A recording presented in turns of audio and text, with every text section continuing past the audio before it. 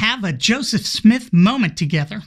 And no, this has nothing to do with nailing young girls. Let's imagine that it's the middle of the night and we wake up to find the room filled with light, brighter than the noonday sun. Then we realize that the light is coming from what appears to be an angel of light. We put on our sunglasses, we take an extra strength Excedrin, and we ask the angel why he's dressed in a toga. Then he just starts yapping. The message doesn't even matter in this hypothetical. He says his piece and then he just magically disappears. Now, in this hypothetical, this has all really happened. It's not a vision or some kind of hallucination. It's not bad pizza or shrooms. In terms of my rhetorical goals, this has all actually happened. We all just had a genuine encounter with what appears to be an angel of light, given the sense data available to us. One of my habits now is ignoring all data. Could we then know beyond a reasonable doubt or with any kind of certainty that this event really was an encounter with an angel of light?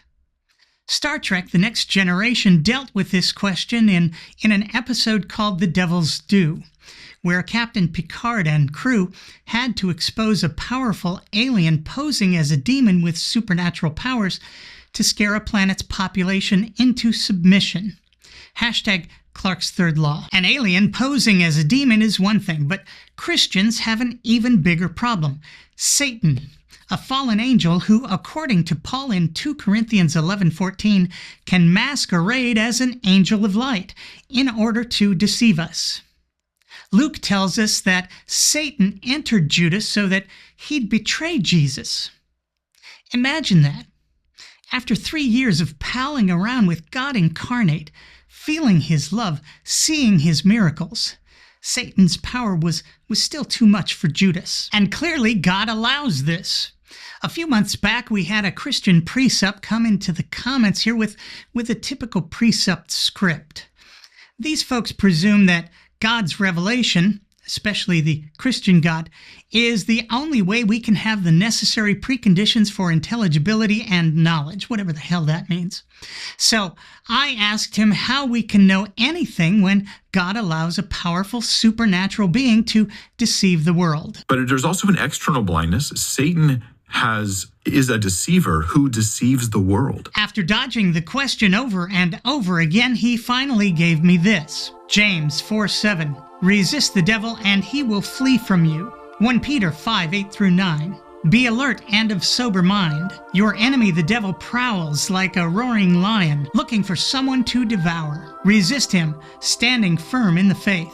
1 John 5:18. We know that whosoever is born of God sinneth not, but he that is begotten of God keepeth himself, and that wicked one toucheth him not. Anyone see the problem here? Yeah, this is nothing more than "for the Bible tells me so." And it doesn't address my question, which was about knowledge. Instead, he's told us only why he believes he can have knowledge when God allows a powerful supernatural force to deceive the world. The problem is that if Satan exists, he predates the Bible and could have easily inspired the Bible authors to deceive the world. Modern scholarship demonstrates this to be the case. There are numerous books in the Bible which are clear forgeries, from the 6 disputed letters of Paul to the epistles of Peter, James, John, and Jude, from which our commenter quotes. Within the Gospels, there are later insertions not found in our earliest copies, including the long ending of the Gospel of Mark and the story of the woman taken in adultery in John's Gospel. We also know the Bible to be unreliable because Jesus didn't return with his kingdom before all the disciples had died, like he said he would. Make-believers can't gather 2 or more together and get anything they ask for in Jesus' name. Make-believers can't do the greater works than Jesus, as Jesus claimed they'd be able to do. And there's no evidence of the Exodus, the conquest of Canaan, or a worldwide flood, etc. Of course, Satan would want us to believe that the owning of other human beings as property is a good thing. Of course, he would want us to think that things like genocide, misogyny, homophobia, rape, marriage, and all manner of injustice are good things. That's his job.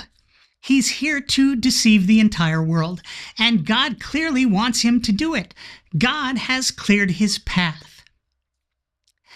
Can you feel the love once you've opened the door to a magical realm with magical beings who have magical powers? You are hopelessly lost. The possibility of any kind of knowledge goes out the window.